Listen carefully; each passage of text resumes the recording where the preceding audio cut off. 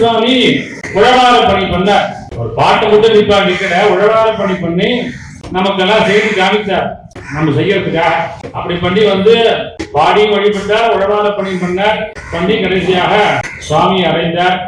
நமக்கு இதுலேருந்து என்ன தெரியுதுங்க, நாம் இந்த சரீரம் திரு அங்கமாலையில் அவர் சொன்ன மாதிரி தலையை நீ வணங்காய் தலைமாலை தலைக்கணிந்துன்னு அந்த பாட்டு பாடுறதுனோட எல்லாத்துக்கும் என்ன ஞாபகம், திருக்குற்றால ஞாபகம் வரணும். குற்றால ஞாபகம் வந்துருச்சுன்னா என்ன ஞாபகம்னா ஓதுவார் ஞாபகம் வரணும். உற்றார் யாருடனும் உயிர் கொண்டு போகும்பொழுது குற்றாலத்துறை கூத்தனாக நமக்கு உற்றார் யாருடனும்.